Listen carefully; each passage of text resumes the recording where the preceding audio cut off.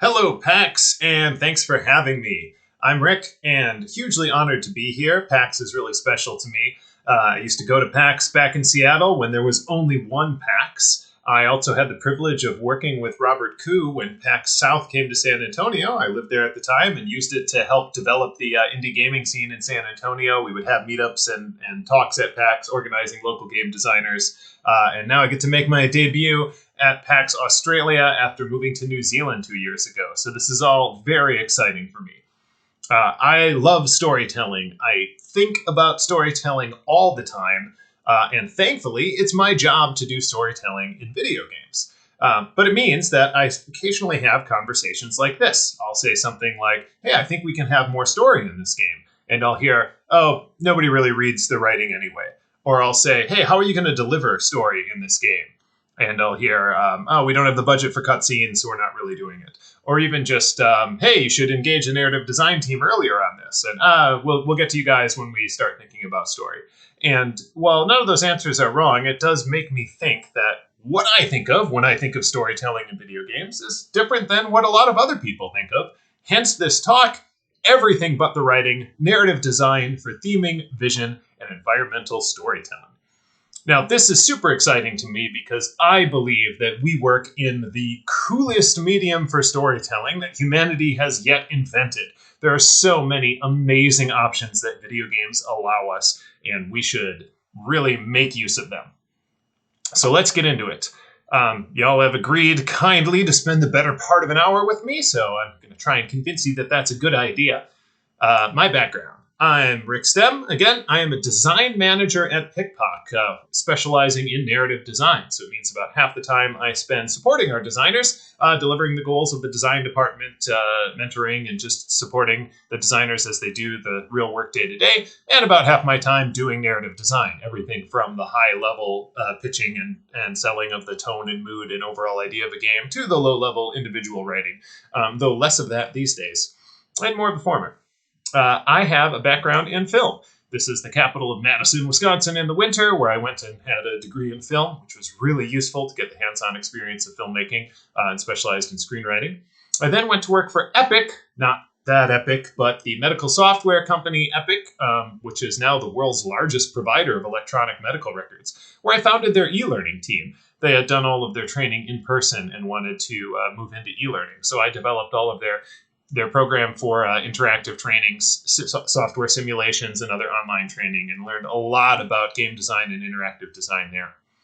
I also worked in educational video games, where we taught physics through games, aiming at what was high school in the US. And we had this cool story where these evil time-traveling scientists had kidnapped scientists of the past and went to the future, so they owned all knowledge, and you would travel in time, learn the science from these scientists, and then use that science to solve problems, which is really great, like ludonarrative flow there. Something I'll talk about in this talk.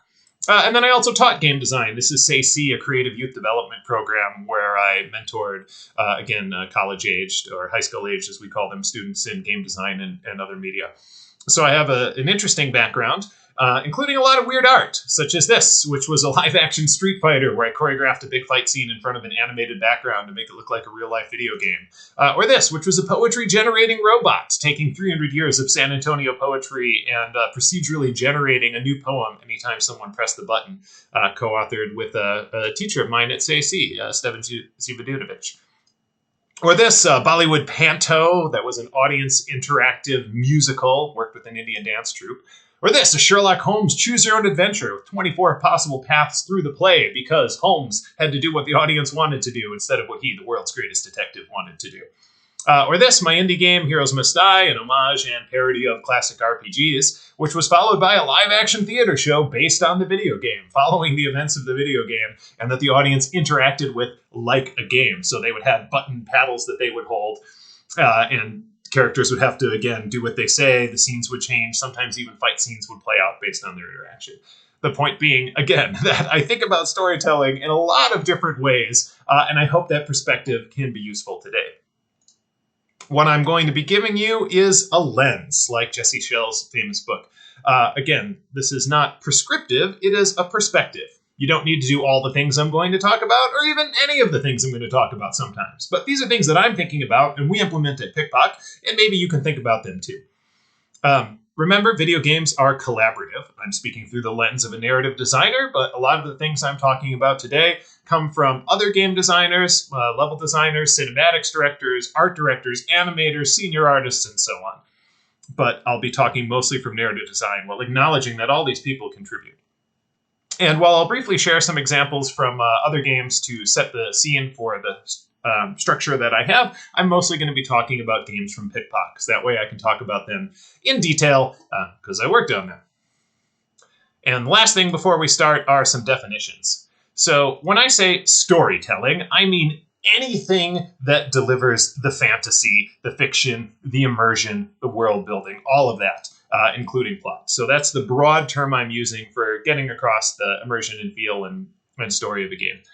When I say game writing, I'm referring specifically to traditional writing, such as tutorial pop-ups, anytime you're reading text on screen, hearing characters deliver dialogue, things like that. And then narrative design includes game writing, but everything else that helps build the world or contribute to the story. Again, the fantasy, the fiction, or what I say, the fascia, the connective tissue, the stuff that makes all the different components of a game fit together. How story supports the gameplay, the world, the visuals, the action, and how those elements reflect story. And you may also hear terms like lore, world building, etc. The point being that you can do the first thing, storytelling, through narrative design, the third thing, without the second thing, game writing. So let's get into it. Again, the structure I'm going to use is 3 categories: theming, vision, and environmental storytelling. So what do I mean by theming? I'm referring to the tone of a game, the mood, the feel, or as our art director says, the what and the why, but not the how. Your game's particular idiom, which I realize now is a Monty Python reference. I think that's what Sir Lancelot says back then. So before you write, even, you need to know the voice of the writing. You need to know the setting, the place, what that place feels like, how that feel supports your player's motivations. Even if there's never any actual writing, there should still be a strong understanding of the tone, and narrative design can help with that. Again, it provides that connective tissue through how all the parts of your game connect together. And of course, this is a back and forth process. You'll have to do some writing to go back and find the theme as well. So let's get into some examples of theme. To set the stage, here are 3 games that I think of have great theming. The top one is Dragon Quest. All the Dragon Quest games have a strong theme. It's this fantastic, friendly fairy tale theme of fantasy to them. There's clear heroes and villains, monsters that are more whimsical than scary, epic high-stakes plots, but with very little actual danger, a group of friends beating the odds. And this sort of children's storybook fairy tale version of fantasy is a theme that's consistent throughout the series. Brutal Legend has the great hardcore metal theming throughout. Again, in the humor, the character designs, the gameplay, the sound, all that sincere love of the material comes through. And I also have the new Shadowrun there. The Shadowrun games are great. And they do cyberpunk theming very well, because cyberpunk informs everything. The level design, the character design, the combat option, the stories, both the personal stories and the big plot stories, are all from those cyberpunk tropes. It's a really great holistic theme. So first example I'm going to talk about from PikPok, My Cat Club. It's in development, though it is in soft launch now in Australia and New Zealand, among other places. And when we started My Cat Club, there was no plot or characters, really. There was an abstract idea that you were starting a new life in a new city and having chill time with your cats. But even though there wasn't a plot, there was still storytelling to be had. So we spent a long time thinking about the setting. We wanted it to feel cool. We wanted it to be a city that you would want to move to and feel vibrant and have interesting places to visit. A city that you could picture young people moving to, that had a vibrant arts community and a variety of people living there. So we used Seattle, speaking of PAX, as one of our real-world examples and started to design around that. So I and the other designers and the artists talked about things like this, the Fisherman's Wharf, where you can see, a fun seafood shop and a cool historical lighthouse and a nice waterfront. Like the very fact that this is one of our settings versus just, a blank city block called Zone 1 tells a lot about our game world. Another example is we have this, click too far here, the Arts Festival. Again, a district in the city, very well been commercial or residential, but by doing an arts festival as a whole region, it gets this energy, there's cool things happening, there's interesting people going on. And it adds to the tone of the game, even though apart from the actual name Arts Festival, there's not really any writing here. Again, we want this to be a cool, fun neighborhood that you want to live in. In the initial version of the game, we had some different locations. They've changed since then. But again, we put a lot of thought into these locations because we wanted them to be places that felt fun. You would just send your cats there to explore and get currency. But we wanted them to be cool places that you would want to visit. We wanted them to be places that would make sense for cats to go. And we wanted them to be places that made sense to get our currencies at the time, which were coins and treats. So we came up with things like this retro arcade, or the fish market, or a bookstore, or a koi pond. They're all places you can picture cats going that make sense to get our currencies, and that feel fun, that hopefully you would want to visit and have a good time at and feel like you are living a good life at. So again, apart from the titles, there's no writing, but we're doing a lot of world building and thinking about the kinds of places you can go to and what those look like, and importantly, what they feel like. Though later we did decide to add a more traditional story, an actual plot line to follow and some main characters. But before we started writing that, there was still a lot of work to get done. We had to figure out our character. So this is our tutorial character, Anna. And again, we wanted someone who was inviting and friendly and enthusiastic and matched the mood and hopefully the goals of our players. Our story was going to be around you being an entrepreneur and an artist. So you're a photographer and Anna runs your website and you work together to have a cool Instagram account where you're showing off your neat cats. And so we wanted someone who looked like they would do that and was enthusiastic about that. So before we even started writing any dialogue, we wanted to go, what are the kinds of characters that live in this world? And who's a good character that might represent some of the players we have? But then we carried that social media theming further throughout. So you progress the game, for example, by gaining followers. So this is your experience screen, and instead of gaining experience, you gain followers, and that's how you unlock things. So that's built into the story, and we built that into other places too. Like as you, as you take more pictures, they show up on your social media feed. Your sort of homepage is based on like a social media feed. So we take that idea of you as an entrepreneur and an influencer and carry it throughout the entire game. It's the kind of people you interact with, how you progress in the world, what your screens look like, what you do in the game. And likewise, before we started writing the story about you trying to build up your fame and use it for good in the community, I had a long think about how we would deliver that story. Because initially it was just going to be what you see here, text pop-ups, which are perfectly fine. But I thought, could we do more than that? And could we do more in a way that reinforces this theme of being cool social media entrepreneurs in a new city?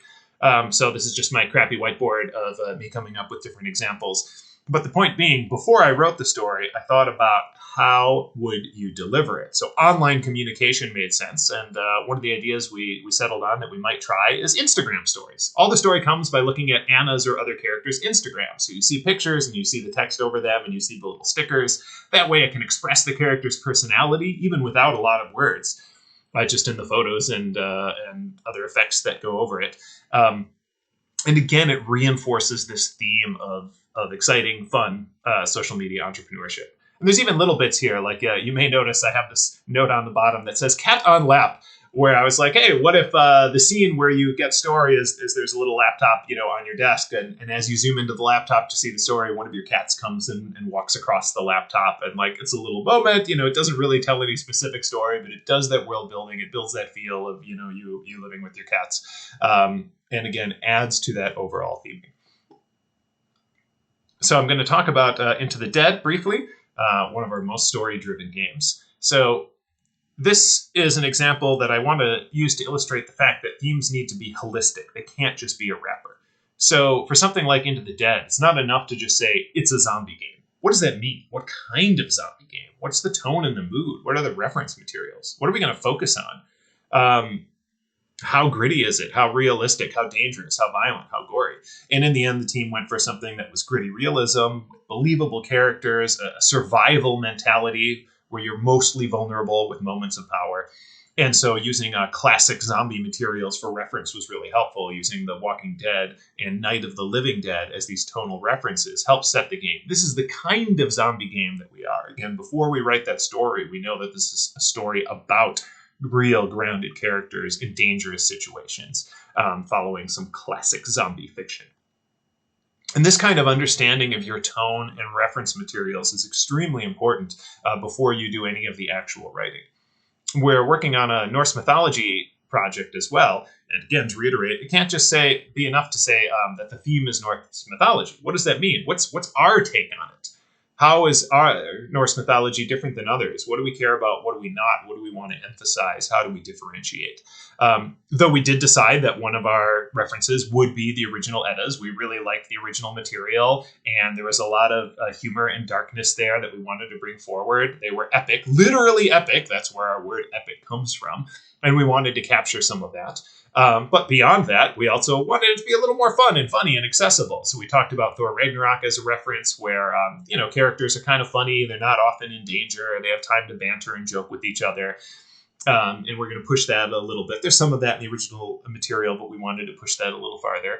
And we also came upon Blood Bowl as a reference as well. This enthusiastic sportsmanship where just like everybody lives and breathes Blood Bowl, we thought all of our Vikings could live and breathe Ragnarok and would kind of look at it like a sporting match.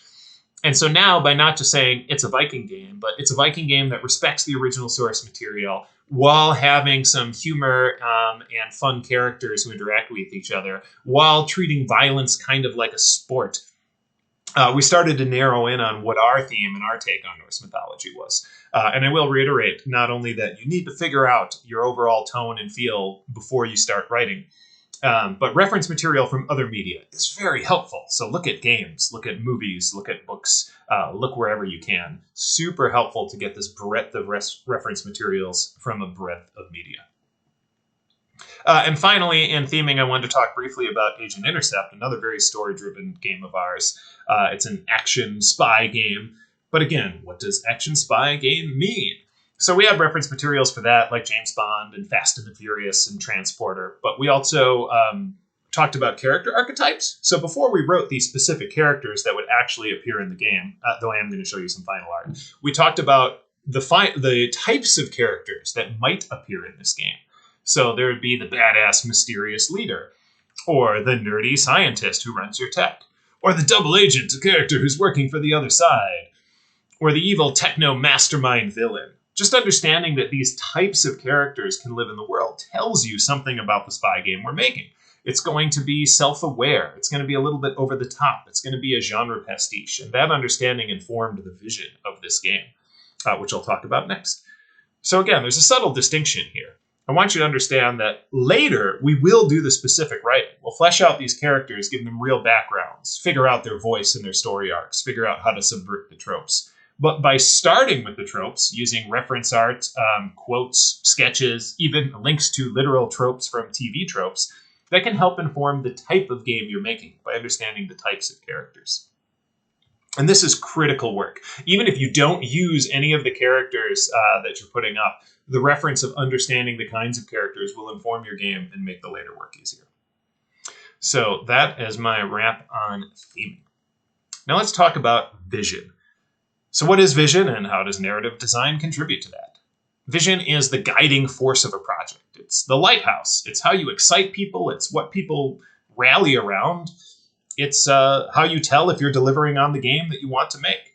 It is, according to a large recent game industry study, it's cited as the single most important factor in whether a project is successful. It's if the game has a clear vision and if the team is on board with that vision.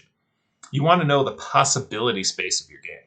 And stories can really help with that. A story that gives player clear gameplay goals can help direct the long-term experience. A narrative through line can connect different parts of gameplay and guide you through the mechanics.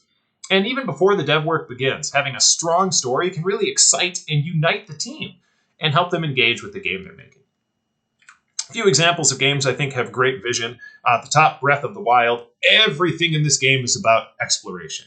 From the massive, beautifully rendered landscape, to the fact that you can climb on anything and move everywhere, to the fact that they're always rewarding you, because you can always find a new hidden shrine, or a new weapon treasure chest, or even just one of those Korok seeds.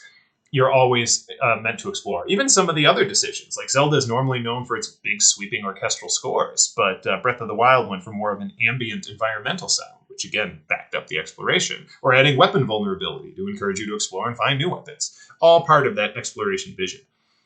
Dark Souls, of course, represented clearly by the "You Died" gif, is all about hardcore gameplay. Like, we know that it's going to be punishing and for hardcore players and about getting good, and that's the vision of the game. And whether you like that or not is not the important part. The important part is, you know, as a player, what kind of game it is, and the devs know what kind of game they're making. And the last one I have is Star Wars Force Unleashed, a game with a great vision. I saw in a making of that the dev team would meet before working, and in their scrum meets, they would repeat the vision of the game together, put their hands in and say it on 3. And that vision was kicking ass with the Force. And that clearly comes through here, like in this great clip of you pulling an Imperial Star Destroyer out of the sky. Way more Force ass-kicking than you see in the movies. And that was really great to help drive the vision of what Force Unleashed was. So to start, I want to talk about Rival Stars horse racing, and I'm going to show you a video here. And I want you to pay attention to the non-writing of the video. Pay attention to the emotional beats and how you feel.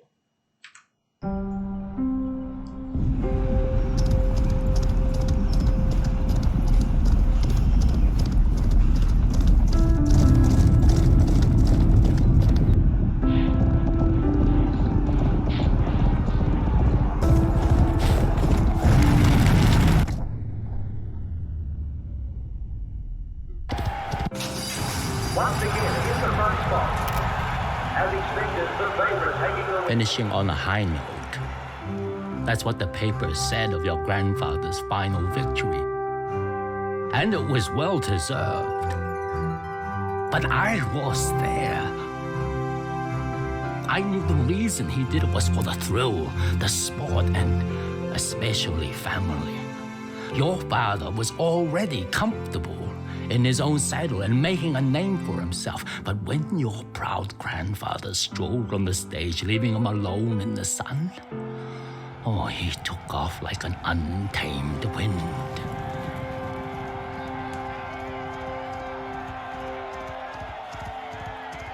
But then, of course,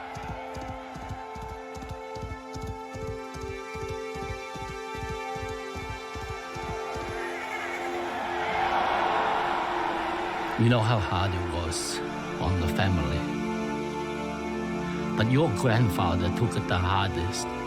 For all his achievements, in the end, he considered himself a failure. I still believe in your family's legacy, despite everything. If you could, if you would be persuaded, please come back. I believe together we can return this homestead to the height of its glory days.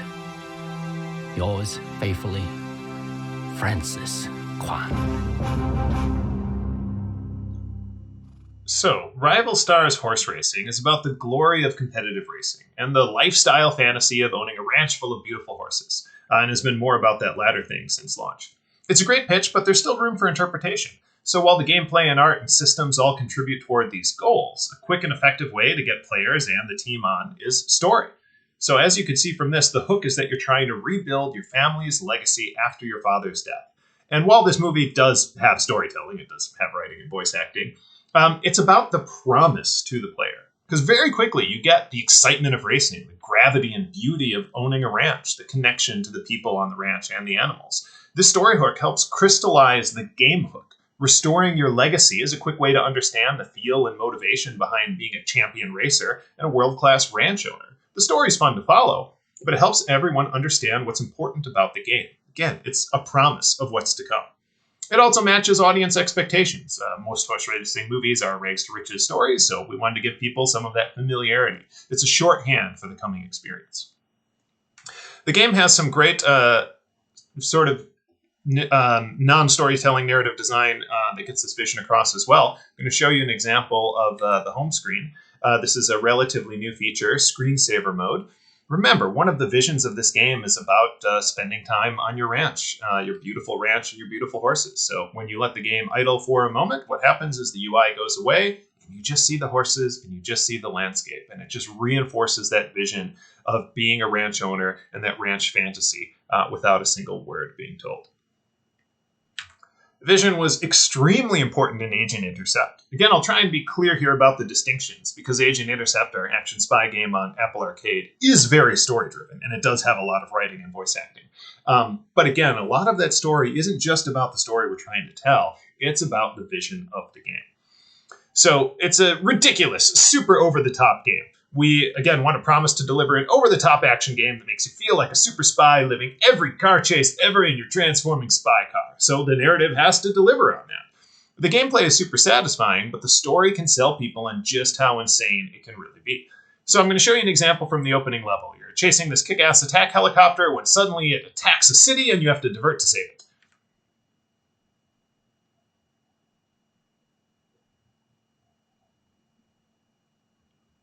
Do a sweet drift around the corner, flying to change your direction, and transform into a boat and take off after that missile. So again, yes, there's a plot here, but we're making promises. You're chasing a badass vehicle with a mysterious prisoner threatening a city only you can save. So it's promising you that there's going to be epic boss battles against sweet, dangerous vehicles. It promises you that there's going to be a mystery to solve. Who's this prisoner and what they're doing? It's promising you that there's going to be stupidly high stakes, since in the beginning of level 1, you're saving an entire city. The problems arising can only be solved by you and your awesome special transforming vehicle. You're going to save the world again and again against increasingly impossible odds. So this story is selling you on the vision of the game. But it's not just for players. I show this to say that a player knows what they're going to get, but we use this kind of vision for teams as well. So when I was doing the initial plot outline for Agent Intercept, well, yes, I was mapping out the story. My goal with it was not just to come up with the draft of the story, but to sell the team on what the story could be. So what I did is went into the room, started playing the Mission Impossible theme as I walked in, had a little spy dress getup, and pitched them the entire story.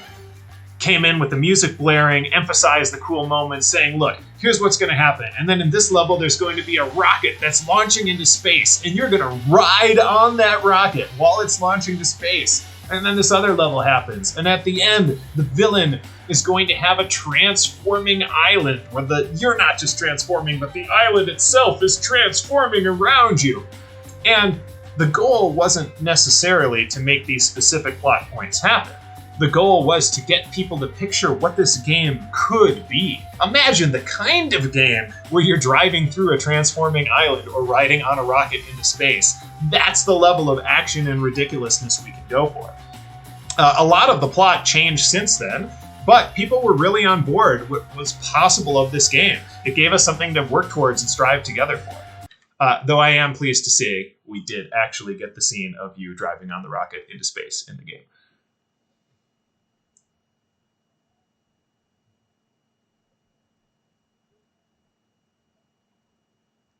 And this incredibly stupid, bombastic, beautifully designed and executed moment happened because the team understood the vision of this game and what was possible. But vision isn't just used for the big stuff. I use narrative design to sell the vision for the moment-to-moment stuff too. So here's an example of some of the flow charts I use. This is one to sell an overall chapter flow, and here's one so you're not trying to strain to read the text for a specific mission. So I use some formatting just to sell the pacing. So as you go up, that's when you're winning, and below the line is when you're losing. There's some formatting to show what's gameplay and what's cinematics. The bigger things are more exciting. The smaller boxes are less. So you just get a feel of the flow here. And that is really what I'm going for in these story outlines. Yes, there is a plot, and yes, there will be dialogue. But the ludonarrative flow is what I'm trying to hit here. That is the game, ludo, Latin word for game, and narrative, how the game and the story interact and support each other. So apart from the specific plot, what am I thinking about when I outline an Agent Intercept level? I'm thinking, what are the assets we have? What are the key gameplay verbs? What's going to work for this level design? And how do I make a story that supports that? Okay, we have this helicopter or this submarine asset, so I need to work that in.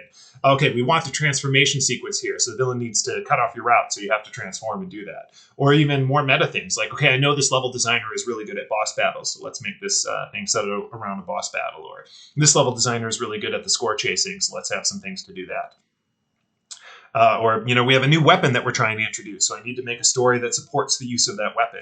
The idea being that everything that we want to do visually, mechanically, is supported by the story in a logical and satisfying way that leads to good gameplay and natural things driving for it. So I'll give you a specific example. In this level, there's a nuclear submarine on the loose with a super weapon, a doomsday device, a seismic cannon causing an earthquake.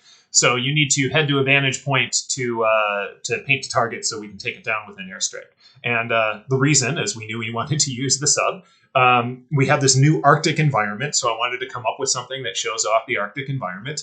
And we had this new transformation mode of turning into a sled. So the story is going to drive you through that. So, okay, we're going to go try and get the submarine.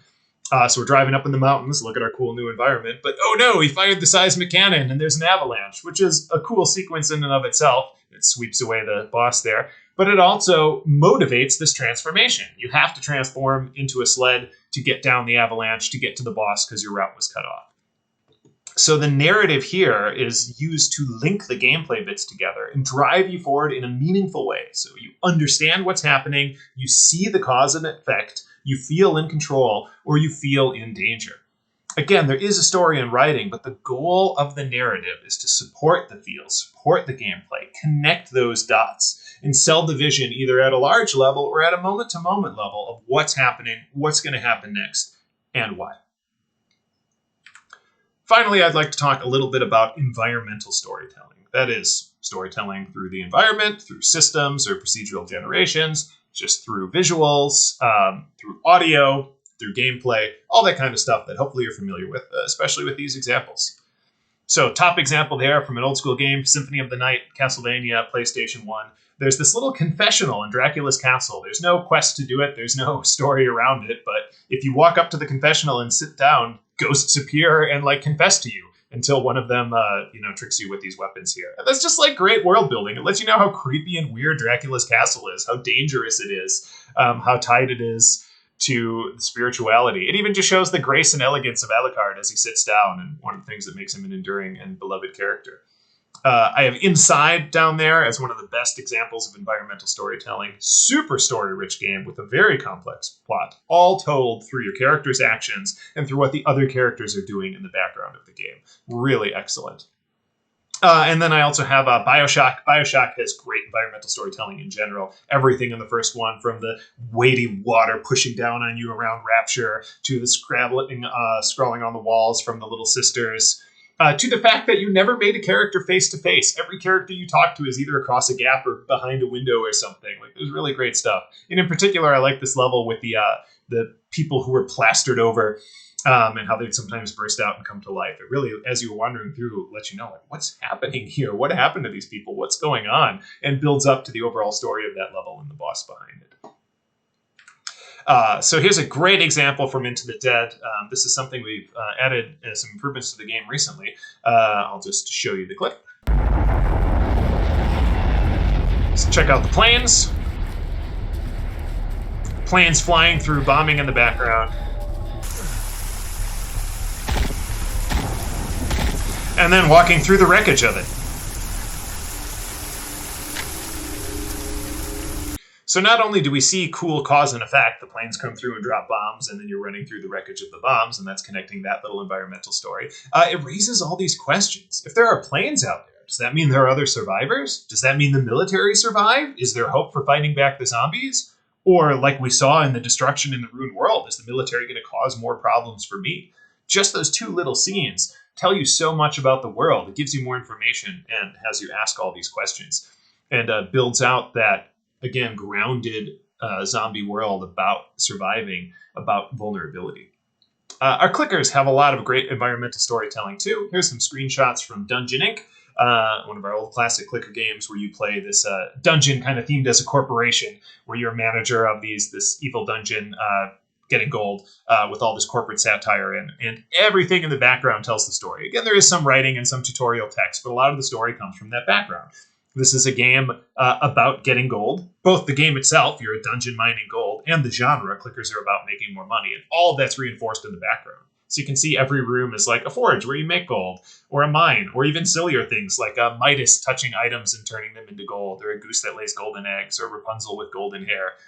And you get this, the monster and the corporate satire as well. You have all these little goblins running through and just getting beat up or being put in danger, or just going on about their jobs. Like the little goblins in their visuals and their audio. Copy. Make sure they're flawless. Oh no, this job sucks. really hard. It tells you about the world we're doing. So every frame is packed with these little visual and audio treats that build up the world, build up the tone, and reinforce the motivations of the game. Our artists and animators did some great environmental storytelling in Agent Intercept as well. One example I'll give you here is the Spectres. So they're these evil versions of your transforming spy car, the Scepter. We knew we wanted a new enemy in the game, and I had this pitch that it was going to be based on your car. And the designers and animators and artists and tech people really worked hard to put it together. So we thought about, all right, they need to look like you but feel different. There needs to be some reflections of you, but some things that are different. So they're going to transform like you do, but they're going to move in slightly different ways and have weapons that are like twisted versions. So as you'll see in the clip, they have these creepy red shields that make them invulnerable. They've got these ugly saw blades coming out of the back of them. They move in these jagged lines. So I'll show again here. Replay this clip for you guys. Watch how they move in straight lines versus the curves and grace that you have. You have these nice lasers and clean weapons, and they have these nasty saw blades. So there's these differences in juxtaposition, but there's also, the physical design looks like yours, but the color scheme is different. A lot of thought went into how they moved and played and what you had to do to fight them. Even just fighting, most enemies you hit in 1 or 2 hits, but this you had to get past the shields and hit them multiple times. So they felt really powerful and different. They're also the only enemy in the game that doesn't talk to you. There's no chatter when they appear or get knocked off the road. So again, that tells you something about what's going on inside them or what's not. And the example I want to end on is I like to call Happy Car, Sad Car. Here's one of our classic endings to an Agent Intercept level where you just drive in and pose to the camera. In this one, you're in jet mode and you do a sweet transformation into a car, drive up to the camera, do the nice little tilt and pose. It feels super heroic. Again, no words, no story, but you can get the feel of the character behind the car. You know that it's happy, heroic, exciting. Versus this one, where you just kind of drive off, where you move sort of slowly and gradually. This is after you've lost one of your members. And you can feel the difference in the motion in these two scenes just in the way the car moves. So, kudos to Robin and our tech and animation and art team in doing so much emotion in cars. Something you'll see throughout the game, too. Like, since the characters are the cars, they're real characters, but you never see them in-game as people. We do a lot of emotion through the ways the car move. And it's really wonderful. So, let's end on some takeaways. In terms of theming, I want you to remember that theming is story. The tone and mood and feel and setting all contribute to the player's sense of the world, their goals, and their motivations. It's the fantasy. But it's not just a wrapper. Instead of slapping it on, consider it in detail. It's not just enough to say Greek mythology, for example. What aspects do you highlight? What's your take on the characters? How is it woven through the art and sound and design? Assassin's Creed Odyssey is a very different Greek mythology than is Hades. In terms of vision, remember that story is direction. And I mean directing in all senses. It's cinematic directing, it's game direction, it's direction for the player to follow, literally in the moment to moment, and metaphorically of the promises of what this game is going to deliver. But direction applies to teams as well. Remember, story can provide vision, which gives direction to the project team and their work, and helps them know what kind of game they're making. And in terms of environmental storytelling, remember that this is all collaborative. Story comes from artists and designers and leaders and so much more, all working in tandem to create, for example, some of the awesome environmental storytelling we saw in our various games. And finally, of course, the point of this entire talk, that while writing is amazing and important and my first love, you can do a lot of storytelling without a single word. That's my talk. Thank you guys very much. Hopefully we can discussion. This is a pre-recorded talk, so I'm hoping that we transition to a Q&A or that I've been Q&Ing throughout this talk. I don't know how it's going to work. But you can email me down there, rick@pikpok.com. You can follow up with me. Hopefully I will see you in person sometime in PAX Australia. Again, I'm an old fan of PAX and happy to be down here. And hopefully you learned something today that you can either apply as a narrative designer or who can help you communicate with your narrative designers and get a little more excellent and subtle storytelling out of your games in this awesome media that we work in. Thank you all.